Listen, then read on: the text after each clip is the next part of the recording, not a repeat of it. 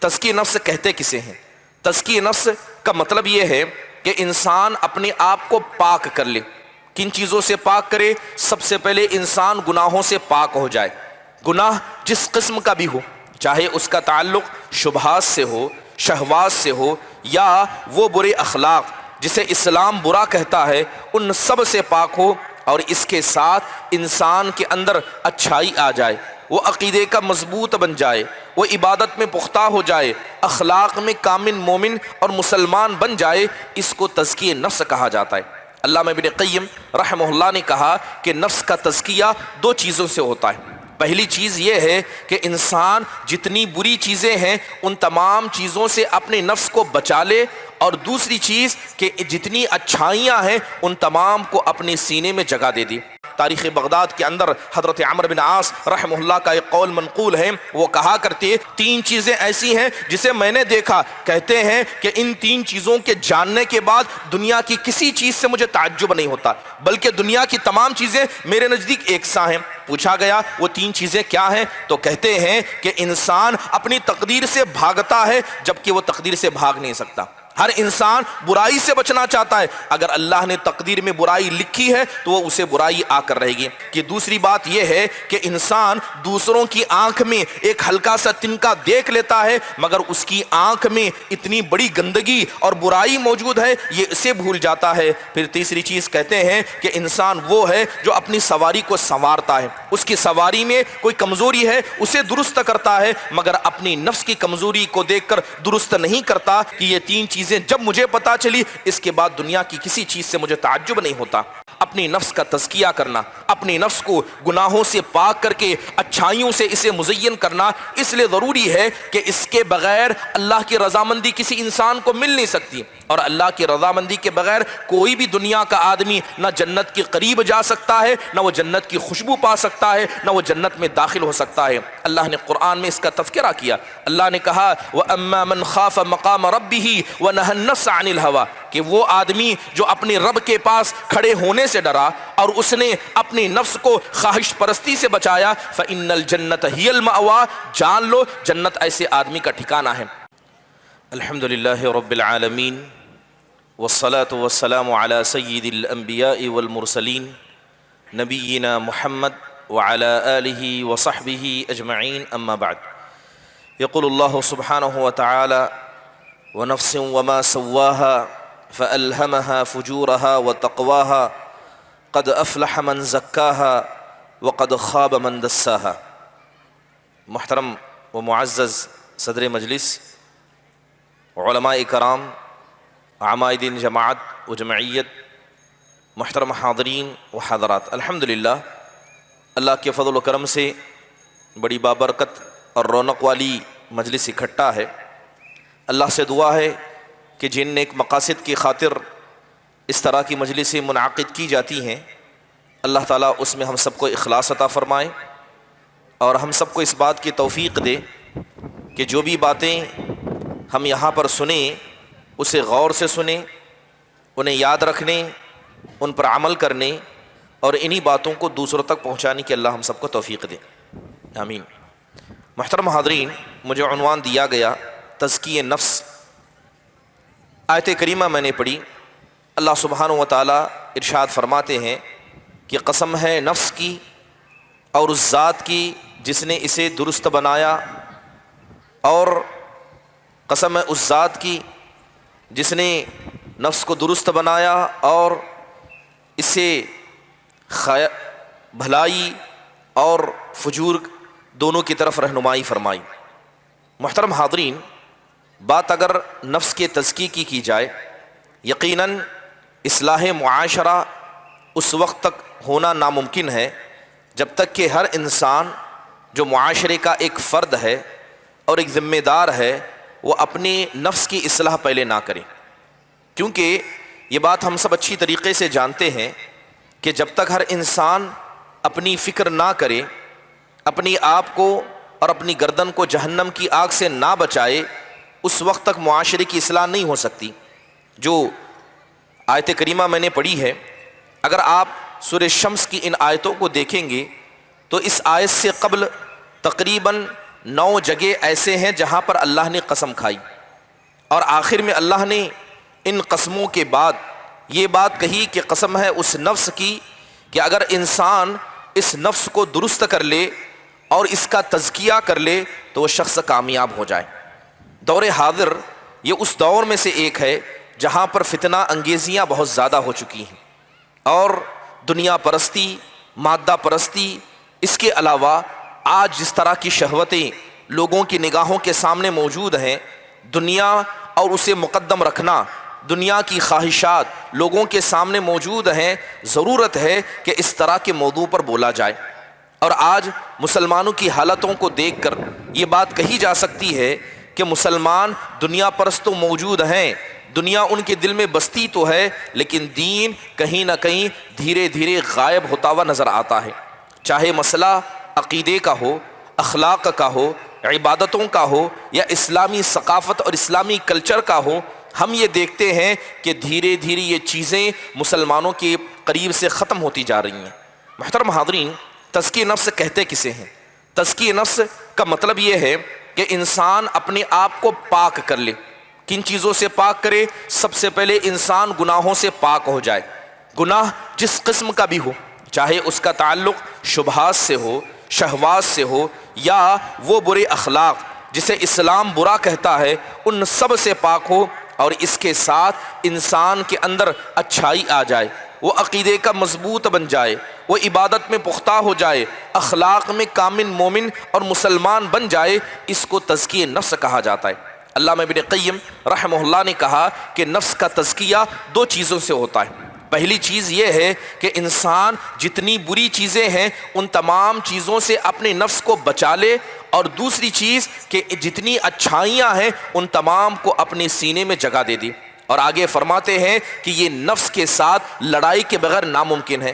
جب تک انسان اپنی نفس سے لڑنے نہ لگ جائے، نہ وہ برائیوں سے بچ سکتا ہے، نہ وہ اچھائیوں کو اپنے اندر لا سکتا ہے۔ بات اگر نفس کی کریں، جی ہاں، نفس یہ اللہ تبارک و تعالیٰ کی عظیم نعمتوں میں سے ایک نعمت ہے۔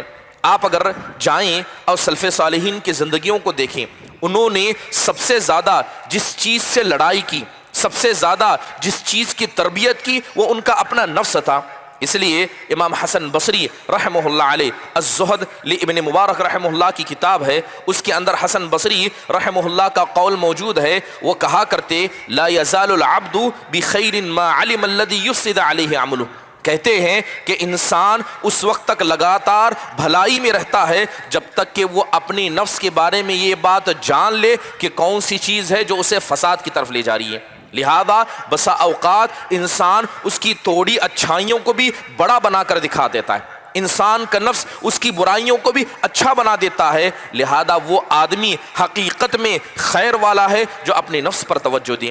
علامہ ابن مبارک رحمہ اللہ کہا کرتے من اعظم المصائب للرجل ان يعلم من نفسه تقصيرا، کہتے ہیں کہ اس دنیا کے اندر بہت ساری مصیبتیں، سب سے بڑی مصیبت یہ ہے کہ انسان اپنے نفس کے اندر کوتا ہو اور اس کی پرواہ نہ کرے اور اس پر غم زدہ نہ ہو۔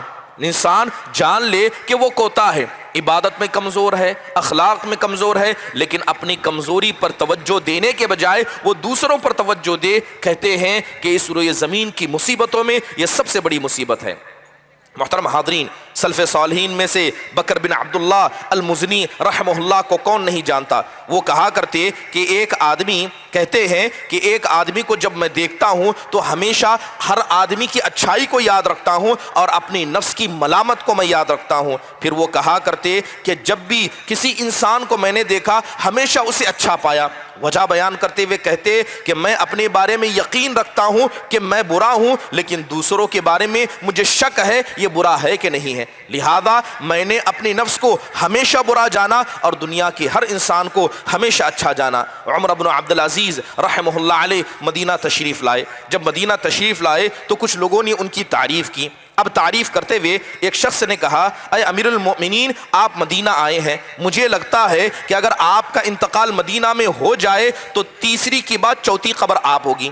ایک قبر اللہ کے نبی صلی اللہ علیہ وسلم کی ہے، ایک حضرت ابو بکر، ایک عمر کی ہے۔ آپ کا مقام و مرتبہ اتنا بڑا ہے کہ مجھے لگتا ہے کہ وہ چوتھی جگہ آپ کے لیے موجود ہے۔ حضرت عمر بن عبدالعزیز رحمہ اللہ کے سامنے یہ بات کہی گئی تو ان کا چہرہ بدل گیا اور کہنے لگے کہ واللہ لا يعذبن اللہ بغیر النار احب الی من ان يعلم من قلبی انی ارى لذلك اہلا۔ کہتے ہیں کہ خدا کی قسم اللہ جہنم کی آگ کے علاوہ کوئی بھی عذاب دے یہ بات مجھے منظور ہے اس بات سے کہ اس قبر کا حقدار میں اپنے آپ کو سمجھوں، اس قبر کا میں اپنے آپ کو حقدار سمجھوں۔ سبحان اللہ، سلف صالحین کا مسئلہ ایسا تھا کہ وہ اپنی برائیوں کو ہمیشہ مقدم رکھتے، اور یہ بات سمجھ لیجئے کہ دنیا کا کوئی بھی آدمی اس وقت تک کامیاب ہو نہیں سکتا جب تک کہ وہ اپنے نفس کو نہ پہچانے۔ اب نفس کو پہچاننے کے بعد دوسرا اہم کام جو انسان کو کرنا چاہیے وہ اپنی نفس کی تربیت کرنا چاہیے۔ ادب الدنیا والدین بڑی معروف کتابوں میں سے ہے۔ حضرت عمر بن عبدالعزیز رحمہ اللہ کا ایک قول وہاں پر موجود ہے، وہ کہا کرتے العاجز من عجز عن سیاست نفسہ، کہتے ہیں کیا تمہیں پتا ہے کہ دنیا کے اندر اپاہج انسان کون ہے، عاجز انسان کون ہے؟ اپاہج اور عاجز وہ نہیں جو بستر پر پڑا ہے، بلکہ عاجز اور اپاہج وہ انسان ہے جو اپنے نفس کی سیاست نہیں کر سکتا، اپنے نفس کو خیر اور شر نہیں بتا سکتا۔ ابن عباس رضی اللہ عنہ سے یہ قول مروی ہے، وہ کہا کرتے اذا اردت ان تذکر عیوب صاحبک فاذکر عیوب نفسک، کہتے ہیں کہ جب تمہارے پاس شیطان آ کر دوسروں کی برائی کو لائے، دوسروں کے عیب کو لے آئے، تو ہمیشہ پہلے اپنے عیب کو یاد رکھنا، اپنے گناہوں کو تم یاد رکھنا۔ تاریخ بغداد کے اندر حضرت عمرو بن عاص رحمہ اللہ کا ایک قول منقول ہے، وہ کہا کرتے کہ تین چیزیں ایسی ہیں جسے میں نے سنا، تین چیزیں ایسی ہیں جسے میں نے دیکھا، کہتے ہیں کہ ان تین چیزوں کے جاننے کے بعد دنیا کی کسی چیز سے مجھے تعجب نہیں ہوتا، بلکہ دنیا کی تمام چیزیں میرے نزدیک ایکساں ہیں۔ پوچھا گیا وہ تین چیزیں کیا ہیں، تو کہتے ہیں کہ انسان اپنی تقدیر سے بھاگتا ہے جبکہ وہ تقدیر سے بھاگ نہیں سکتا۔ ہر انسان برائی سے بچنا چاہتا ہے، اگر اللہ نے تقدیر میں برائی لکھی ہے تو وہ اسے برائی آ کر رہے گی۔ پھر فرماتے ہیں کہ دوسری بات یہ ہے کہ انسان دوسروں کی آنکھ میں ایک ہلکا سا تنکا دیکھ لیتا ہے، مگر اس کی آنکھ میں اتنی بڑی گندگی اور برائی موجود ہے یہ اسے بھول جاتا ہے۔ پھر تیسری چیز کہتے ہیں کہ انسان وہ ہے جو اپنی سواری کو سنوارتا ہے، اس کی سواری میں کوئی کمزوری ہے اسے درست کرتا ہے، مگر اپنی نفس کی کمزوری کو دیکھ کر درست نہیں کرتا۔ کہتے ہیں کہ یہ تین چیزیں جب مجھے پتا چلی اس کے بعد دنیا کی کسی چیز سے مجھے تعجب نہیں ہوتا۔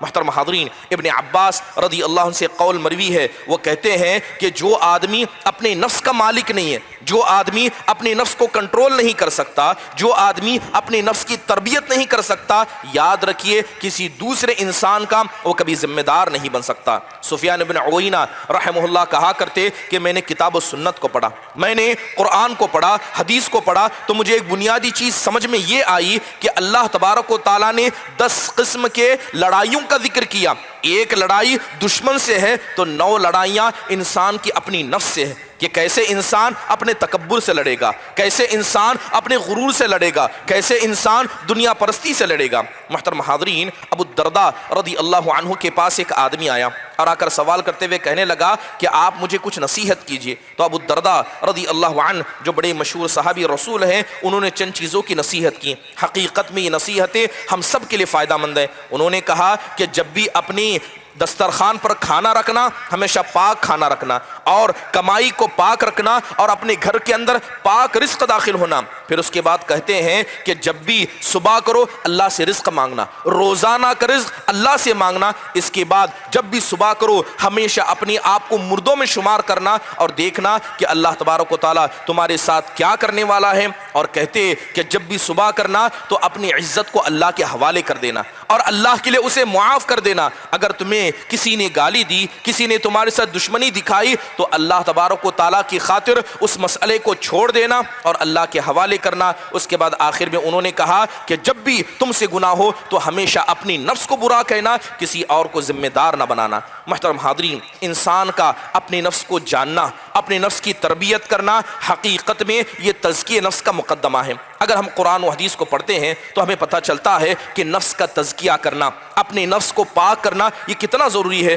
قرآن میں اللہ تبارک و تعالیٰ نے اس تزکیہ نفس کا ذکر کیا اور کہا کہ کوئی بھی معاشرہ، کوئی بھی جماعت، کوئی بھی جمعیت ہو یا کوئی بھی مسئلہ ہو جہاں لوگ اکٹھا ہوں، اس وقت تک ان کی اصلاح نہیں ہو سکتی جب تک کہ ہر آدمی اپنی اصلاح نہ کرے۔ قرآن میں آپ پڑھیں گے تو اللہ تبارک و تعالیٰ نے جو انبیاء کو بھیجا تھا اس کا ایک عظیم مقصد اصلاح نفس تھا، تزکیہ نفس تھا۔ اللہ تبارک و تعالیٰ قرآن میں کہتا ہے هو الذی بعث فی الامیین رسولا، کہ اللہ ہی کی ذات ہے جس نے امیوں میں سے رسول کو بھیجا، اور ان رسولوں کا مقصد کیا تھا کہ وہ قرآن کی آیتوں کی تلاوت کریں، لوگوں کے نفس کا تزکیہ کریں۔ محترم حاضرین، یہی نفس کا تزکیہ ہے جو قیامت کے دن ہمیں بچانے والا ہے۔ ہم میں کا ہر آدمی جانتا ہے کہ جو مال دنیا میں اس نے کمایا، جو اولاد اس نے دنیا میں کمائی، دنیا کی شہرتیں، دنیا کی لذتیں جو اس نے کمائی، یہ قیامت کے دن اسے فائدہ نہیں دے سکتی اگر انسان نے اپنے نفس کا تزکیہ نہ کیا۔ اس لیے قرآن میں اللہ نے کہا یوم لا ينفع مال ولا بنون الا من اتى اللہ بقلب سلیم، کہ قیامت کا وہ دن ہوگا کہ انسان کو نہ اس کا مال فائدہ دے گا، نہ اس کی اولاد اسے فائدہ دے گی، سوائے اس انسان کے جو قلب سلیم لے کر اللہ تبارک و تعالیٰ کے پاس آئے۔ محترم حاضرین، اپنی نفس کا تزکیہ کرنا، اپنی نفس کو گناہوں سے پاک کر کے اچھائیوں سے اسے مزین کرنا اس لیے ضروری ہے کہ اس کے بغیر اللہ کی رضامندی کسی انسان کو مل نہیں سکتی، اور اللہ کی رضامندی کے بغیر کوئی بھی دنیا کا آدمی نہ جنت کے قریب جا سکتا ہے، نہ وہ جنت کی خوشبو پا سکتا ہے، نہ وہ جنت میں داخل ہو سکتا ہے۔ اللہ نے قرآن میں اس کا تذکرہ کیا۔ اللہ نے کہا وَأَمَّا مَنْ خَافَ مَقَامَ رَبِّهِ وَنَهَى النَّفْسَ عَنِ الْهَوَىٰ، کہ وہ آدمی جو اپنے رب کے پاس کھڑے ہونے سے ڈرا اور اس نے اپنے نفس کو خواہش پرستی سے بچایا، فَإِنَّ الْجَنَّةَ هِيَ الْمَأْوَىٰ، جان لو جنت ایسے آدمی کا ٹھکانہ ہے۔ گویا اگر آدمی اپنی خواہشات کے اعتبار سے چلے، صبح اٹھے اپنی خواہش کے اعتبار سے، رات کرے اپنے مزاج کے اعتبار سے، آج اللہ رحم فرمائے لوگوں نے اپنی خواہشات کو سب سے مقدم رکھا۔ آج یہاں اتنے بیٹھے ہیں، کتنے ایسے ہوں گے جو حقیقت میں اللہ کو راضی کرنے کے لیے یہاں ہیں، چاہے وہ بولنے والے ہو چاہے وہ سننے والے ہو۔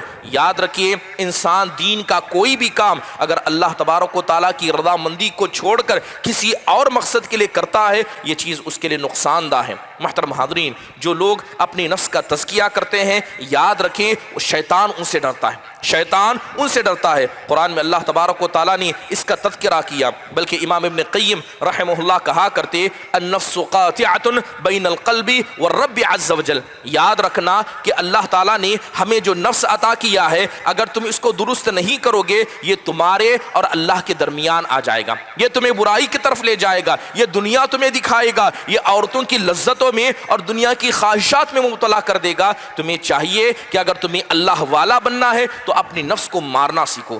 محترم حاضرین، آپ اگر قرآن پڑھیں گے تو بہت سارے لوگوں کا تذکرہ قرآن کے اندر اللہ نے کیا، بڑے نیک لوگوں کا تذکرہ کیا، مگر جب انہوں نے اپنے نفس کا تزکیہ نہیں کیا، اپنے آپ کے مسئلے میں اللہ سے مدد نہیں مانگی، علم تھا اللہ نے ان کے مقام کو بلند کیا تھا، اس کے بعد بھی کتنے ایسے تھے جنہوں نے دنیا کے اندر آ کر نقصان اٹھایا۔ ہم نے سامری کا قصہ سنا، وہ سامری جو حضرت موسیٰ علیہ السلام کے ساتھ موجود تھا، حضرت موسیٰ کو دیکھا، فرعون کو ڈوبتے ہوئے دیکھا، اور حضرت موسیٰ نے جو فرعون پر بددعائیں کی سب کو دیکھا، لیکن جیسے ہی حضرت موسیٰ اللہ تبارک و تعالیٰ کے بلاوے آنے پر کیا گئے، وہی سامری بت پرستی کی وجہ بن جاتا ہے۔ سبحان اللہ، ایک آدمی جو انبیاء کے ساتھ ہے، جلیل القدر نبی کے ساتھ ہے، آپ کے رشتہ داروں میں سے ہے، اللہ نے پل بھر میں اس آدمی کو گمراہ کر کے رکھ دیا۔ حضرت یوسف علیہ السلام کے بھائیوں کا تذکرہ ہم نے سنا، یہ کون؟ یہ معمولی نہیں تھے، ان کے باپ نبی تھے، اولو العزم،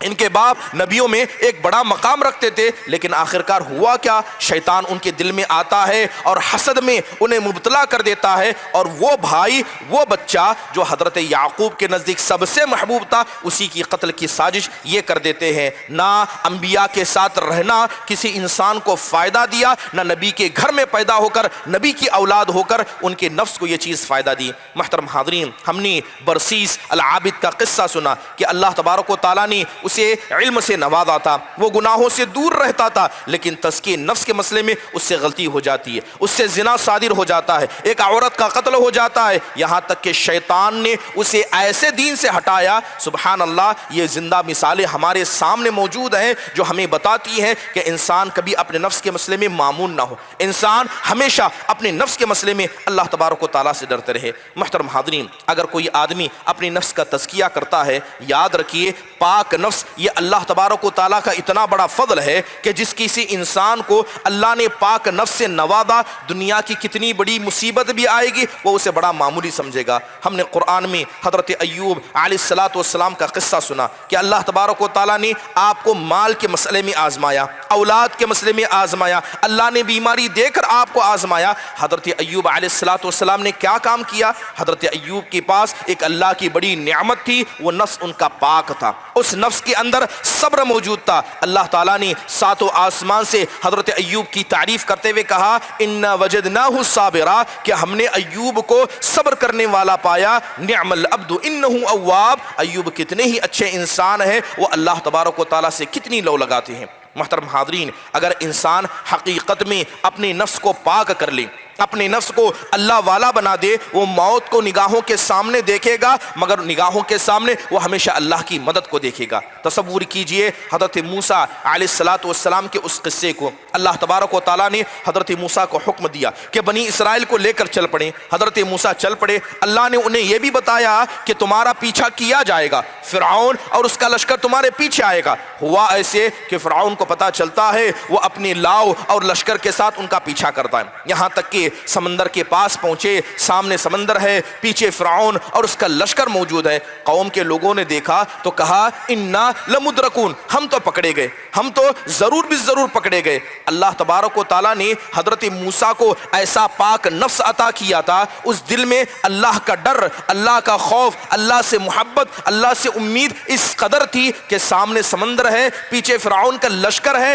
لیکن ایمان اللہ کی ذات پر ہے۔ کہا کہ ہرگز نہیں، میرے رب کا حکم تھا، ہم یہاں پہنچے ہیں، اگر اللہ نے زندگی لکھی ہے تو ہم ضرور جئیں گے، اور اگر اللہ نے موت لکھی ہے تو ایک ادنا بہانہ بھی ہمارے لیے کافی ہے۔ حضرت موسیٰ علیہ السلام نے کہا کلا ان معی ربی سیہدین، ہرگز ایسا ہو نہیں سکتا، میرا رب میرے ساتھ ہے اور اللہ مجھے ضرور راستہ دکھائے گا۔ محترم حاضرین، جناب محمد الرسول اللہ صلی اللہ علیہ وسلم کی زندگی میں بھی ایسے معاملات پیش آئے کہ آپ علیہ السلام پر ایسی مصیبتیں لائی گئیں کہ ایسا لگتا تھا کہ زمین آپ پر تنگ ہو چکی تھی، لیکن ایک سہارا جو اللہ کا تھا، جو سہارا انسان کو کبھی دھوکہ نہیں دیتا۔ ہو سکتا ہے کہ دنیا کا سہارا ہمیں دھوکہ دے، ہو سکتا ہے کہ ہمارا مال، ہماری اولادیں اور ہماری وہ امیدیں جو بسا اوقات انسان اپنی اولاد سے رکھتا ہے، بسا اوقات وہ امیدیں جو انسان حکومتوں سے رکھتا ہے، بسا اوقات وہ امیدیں جو انسان اپنے بڑوں سے رہ سکتا ہے، ہر امید انسان کی جھوٹی ہو سکتی ہے، ہر امید اسے دھوکہ دے سکتی ہے، لیکن اللہ تبارک و تعالیٰ کی ذات کا سہارا کبھی انسان کو دھوکہ نہیں دیتا۔ محترم حاضرین، انسان کو اپنی نفس کے تزکیے پر توجہ دینی چاہیے۔ انسان اپنے نفس کا تزکیہ کیسے کرے؟ بنیادی طور پر نفس کے تزکیے کی شروعات یہ عقیدے کے ذریعے ہوتی ہے، کیونکہ عقیدہ ہی یہ انسان کے اعمال کے قبول ہونے اور اس کے رد ہونے کی بنیادی وجہ ہے۔ اگر انسان عبادت گزار بن جائے لیکن اگر اس کا عقیدہ خراب ہو، اس کے نفس کا تزکیہ نہیں ہو سکتا۔ اگر انسان کا عقیدہ صحیح ہو جائے تو دوسری اہم چیز جس کے ذریعے وہ اپنی نفس کی تربیت اور تزکیہ کر سکتا ہے وہ عبادتیں ہیں، وہ نیک کام ہیں۔ اس لیے قرآن میں اللہ تعالیٰ نے کہا والذین آمنوا وعملوا الصالحات اولئک اصحاب الجنہ، کہ جو لوگ اللہ پر ایمان لائے اور نیک عمل جنہوں نے کیا، ایسے ہی لوگ جنتی ہیں۔ بغیر عمل کے کوئی آدمی جنت میں جا نہیں سکتا۔ تیسری اہم چیز، عقیدے کے بعد، عبادتوں کے بعد انسان کو اپنی نفس کے تزکیے میں جس کی توجہ دینی چاہیے وہ اچھے اخلاق ہیں، وہ اچھے اخلاق ہیں۔ اس کے علاوہ علم نافع حقیقت میں یہ انسان کے تزکیے میں بڑا اہم رول کردار دیتا ہے۔ محترم حاضرین، انبیاء کے قصے پڑھیں کہ اللہ تبارک و تعالیٰ نے انبیاء کو بھی آزمایا، اور ایسی آزمائشوں سے اللہ نے انبیاء کو گزارا کہ اگر اللہ نے ان کے نفس کو پاک نہ کیا ہوتا تو بڑا مشکل تھا کہ وہ اللہ کی اس آزمائش میں پاک ہو سکتی ہے۔ بات کریں ایک جوان، بلکہ اللہ تبارک و تعالیٰ نے جنہیں دنیا کی آدھی خوبصورتی عطا کی، اس مقدس نبی کا جنہیں ہم حضرت یوسف علیہ السلام کرتے ہیں، گھر کے اندر موجود ہیں۔ عورت نے دعوت دی، خود سے دروازے کو بند کیا، اور عورت بھی کوئی معمولی نہیں، بڑے خاندان کی ہے اور اسی کا گھر ہے اور وہ دعوت دے رہی ہے۔ ایسے وقت میں اگر کسی چیز نے انہیں اس گناہ سے بچایا تو یہ ان کا پاک سے نفس تھا۔ اللہ تبارک و تعالیٰ نے ایسا نفس دیا تھا جس کے اندر گناہوں کی نفرت تھی، گناہ سے وہ بچتے تھے، بلکہ انہوں نے صاف کہا اے میرے پروردگار، یہ عورت جس گناہ کی طرف مجھے بلا رہی ہے اس سے زیادہ تو مجھے جیل خانہ پسند ہے،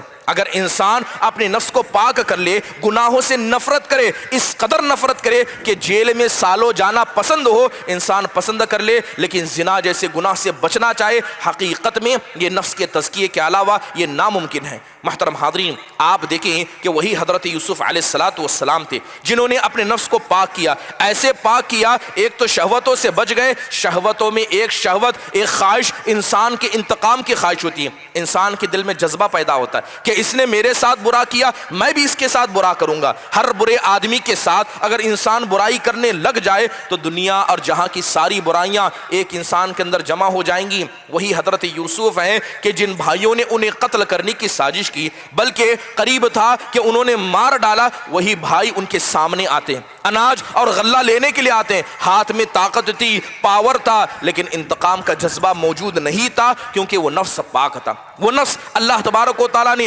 ایسا پاک کیا تھا۔ یہی بھائی جنہوں نے قتل کی سازشیں کی، ان کے خواب کے مکمل ہونے کا ذریعہ بن گئے۔ وہ حضرت یوسف کے سامنے سجدہ کر بیٹھے۔ محترم حاضرین، جناب محمد رسول اللہ صلی اللہ علیہ وسلم کو دیکھیں۔ محترم حاضرین، بڑا افسوس ہوتا ہے ہمارے یہاں ایک عجیب سی بری چیز ہماری مجلسوں میں داخل ہو گئی ہے، وہ علماء کی بیجا تعریف کرنا ہے۔ دیکھا جاتا ہے کہ بعض لوگ علماء کی تعریف کرتے ہیں اور بڑھ کر تشدد اور غلو والے الفاظ کا استعمال کرتے ہیں۔ جناب محمد رسول اللہ صلی اللہ علیہ وسلم کے بارے میں پڑھیے، آپ کو یہ چیز سخت ناپسند تھی کہ آپ کے مقام اور مرتبے سے کوئی آدمی آپ کو بڑھا دے، کوئی آپ کے نام سے اور عزت سے بڑھ کر آپ کو کیا ہے القاب سے پکارے۔ آج کسی کو کیا ہے دنیا جہاں کا عالم کہا جاتا ہے، خطیب کہا جاتا ہے، وقت کا سب سے بڑا متقی اور پرہیز کہا جاتا ہے۔ حقیقت میں یہ الفاظ غلو والے ہیں اور اللہ کے نبی صلی اللہ علیہ وسلم کو اس طرح کے الفاظ پسند نہیں تھے، جبکہ آپ علیہ الصلوۃ والسلام کی شخصیت یہ کوئی معمولی نہیں تھی۔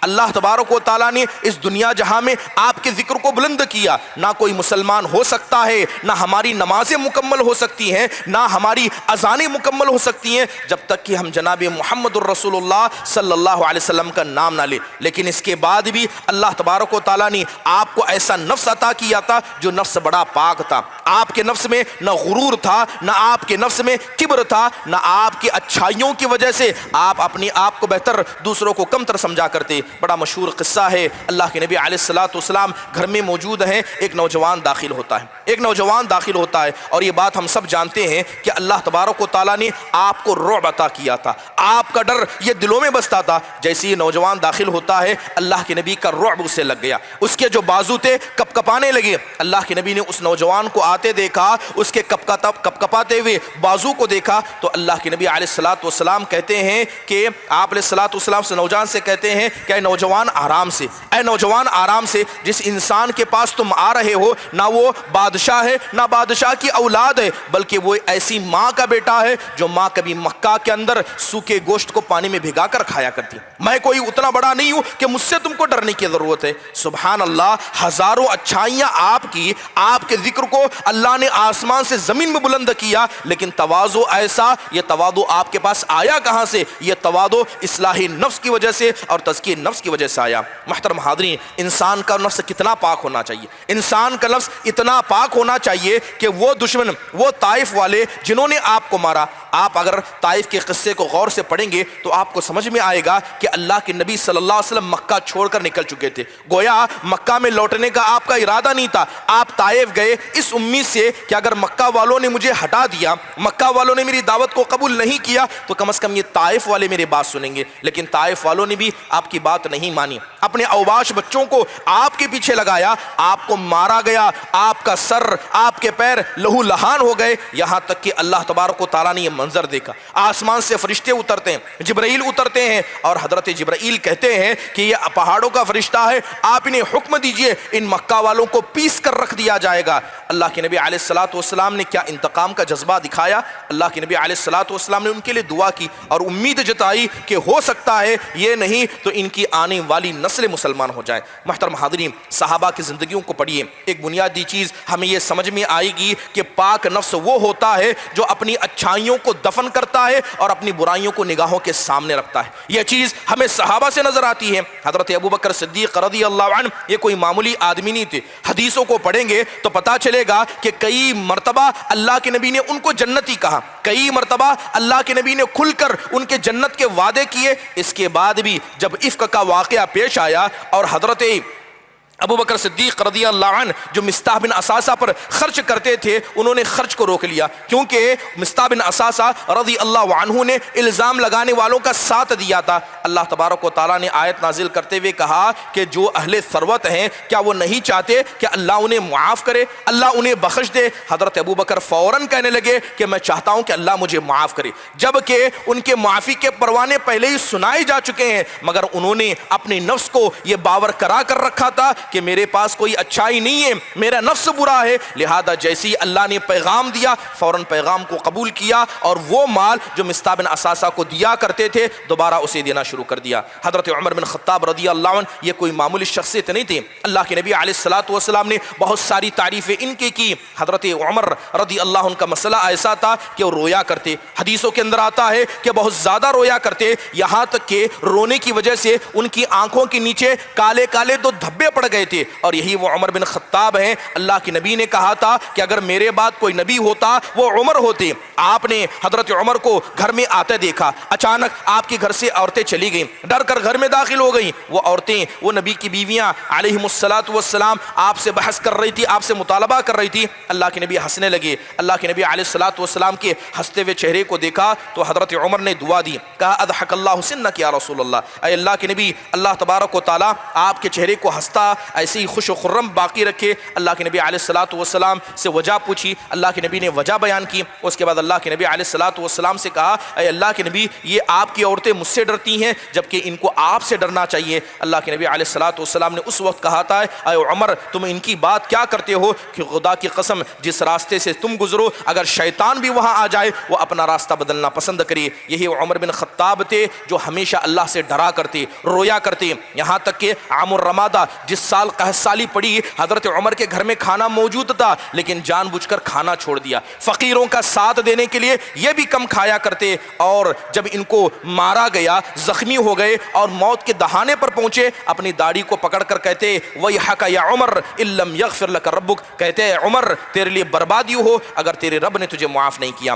بتانے کا مقصد یہ ہے کہ تصفیہ نفس حقیقت میں اصلاح معاشرہ کا ضامن ہے. اصلاح معاشرہ یہ تزکیہ نفس کے بغیر ممکن نہیں, اور تزکیہ نفس عقیدے کے اصلاح کے بغیر, عبادتوں کی اصلاح کے بغیر, اچھے اخلاق سے اپنانا برے اخلاق سے بچنے کے بغیر ناممکن ہے. اللہ تعالی ہم سب کو اپنے نفس پر زیادہ توجہ دینے, اپنے نفس کا تزکیہ کرنے اور اپنے آپ کو دیندار بنانے کے اللہ ہم سب کو توفیق نصیب فرمائے. آمین. اقول قولی هذا واستغفر الله لي ولكم ولسائر المسلمين من كل ذنب فاستغفروه انه هو الغفور الرحيم. جزاكم الله خير واحسن الله اليكم. السلام عليكم ورحمة الله وبركاته.